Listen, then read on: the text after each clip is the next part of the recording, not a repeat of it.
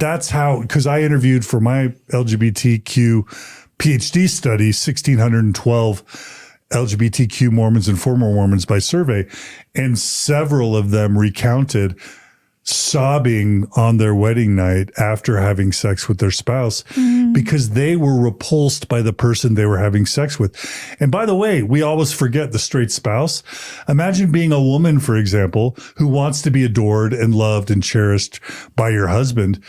And instead of having your husband be really into you, they're actually repulsed by you. That happens. Aversion is a thing. Yeah. So like, in all those ways, they were just really trivializing something very serious. And even, is it Timber or Timber? Timber, it's a name I don't remember because I'm not familiar with the name. But even he was trivializing it because, again, he may be bisexual. Maybe he is attracted to his wife. Maybe that marriage is working for him.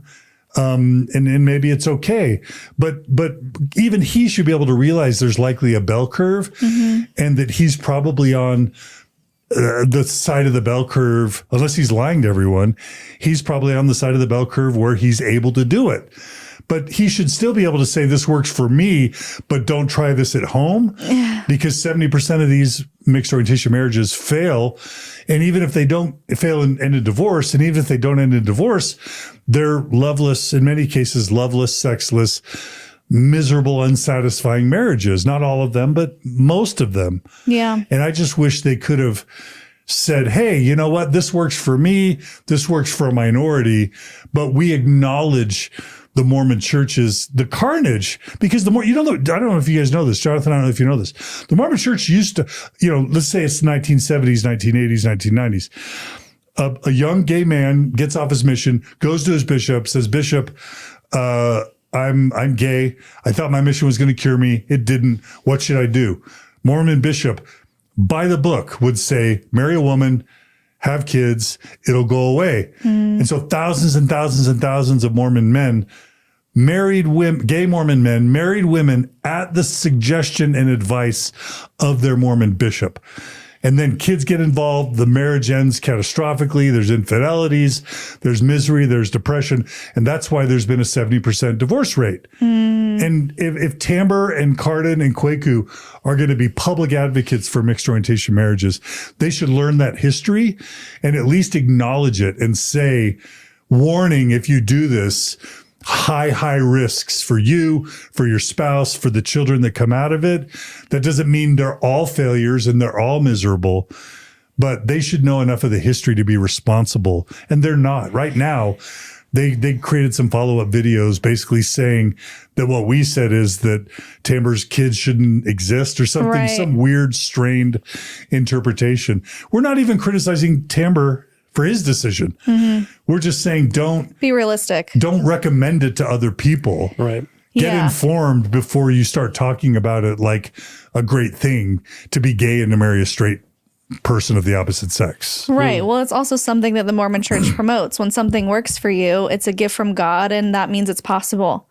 And so for Timber, I'm sure he's like, oh, faith promoting moment, missionary moment. All I have to do is preach to all these gay men and say, it worked for me, it can work for you.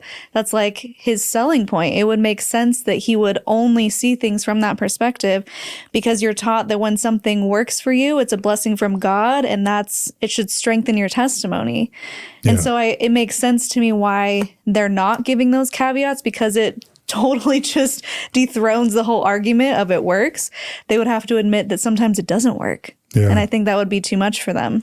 And I'll just say it again for those who care and want evidence. Like, we published a study that showed that those who were able to make a mixed orientation marriage work were bisexual. So, if you know the Kinsey scale, Alfred Kinsey developed this scale where if you have 0 same-sex attraction, you're a 0 on the Kinsey scale. If you're exclusively same-sex attracted, you're a 6 on the Kinsey scale. If you're perfectly bisexual, attracted to men and female equally, you're a 3. And so that, and of course 1 and 2 follow that gradient, 4 and 5, 6, etc. So, there's going to be some who are primarily or mixed in their orientations who might be able to make a mixed orientation marriage work. But just because it works for timbre, who might be bisexual, doesn't mean it's going to work for someone who's a 6 on the Kinsey scale. Yeah. Who's not only not attracted to the opposite sex, but again, might be repulsed by them. Mm-hmm. Yeah. All great things. All great things. I think we need to move on to the next one before we run out of time. So this one, can you talk about the one that's behind a paywall, the Patreon exclusive? Is masturbation a sin? Yeah. So did the Spencer W. Kimball oral sex memo come up in the one they did release to the public? I'm forgetting. No. You didn't hear about that? No. Okay. Yeah. So what I'm pretty sure came up in the footage that either did or didn't make the Patreon version was, this question of prophets changing over time what is and isn't allowed. Because I'm remembering now. Cardin basically compared masturbation as a sin to a traffic ticket or like a parking ticket. So in other words, Cardin said, okay, technically masturbation's a sin, but pretty much everybody does it, and you don't really get in trouble for it. In Mormonism right now, it's more viewed like a parking ticket. What? I think that was his main argument. That's the argument, is it's a sin, but it's not that bad of a sin, so don't worry about it. Well, the biggest problem for me is that that's just not reality. Like, right. I talked about this. This probably made the cut. I was a, functioning psychologist for 6 years at Utah State University, where all I would see would be university students. And as late as 2015, there were returned missionaries coming to me saying that their bishops were grilling them on whether they masturbated or not. If they were masturbating, they weren't allowed to take the sacrament. Everyone in their ward would see they weren't taking the sacrament and would know why they, would be able to guess or suspect why they weren't taking the sacrament. I had people come to me and say there would be a ward singles temple trip, and the bishop wouldn't let them go on the temple trip because they were masturbating. So again, imagine 150 young adults all going to the temple to do baptisms for the dead. And they're like, come on, James, why aren't you coming? And it's like, well, I can't. And of course, everybody would fill in the blanks as to why. So I've had people told they can't go on missions because they look at porn. Yeah. That's an incredibly shaming thing. And then, I had members of my own family, young women, asked by their bishops if they masturbated and shamed if they admitted it. So I just think it's factually wrong that it's handled like a parking ticket.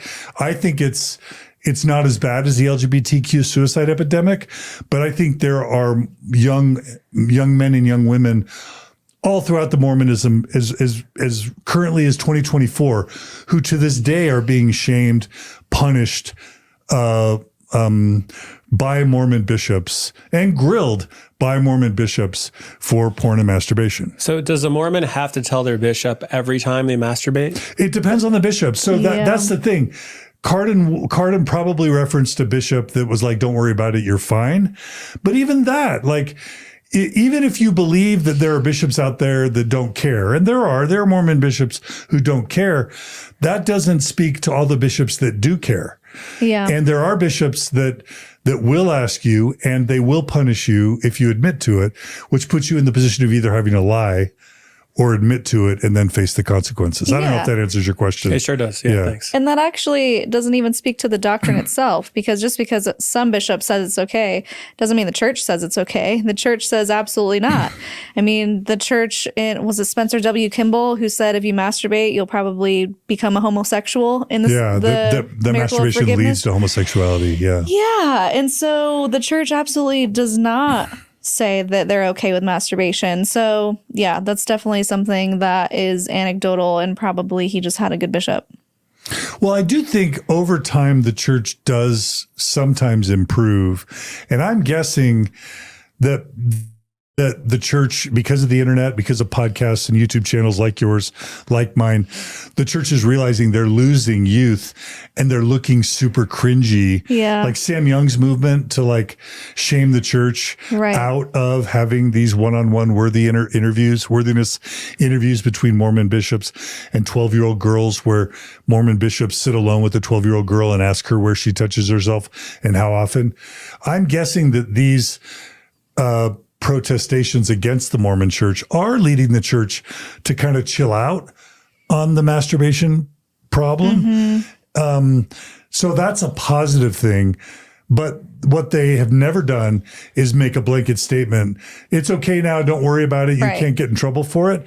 And so as long as they allow this ambiguity, like with gay marriage, there's going to be bishops that are like, well, how did my bishop treat me? How did my stake president treat me? How did my dad treat me? What was Spencer W. Kimball and Boyd K. Packer saying?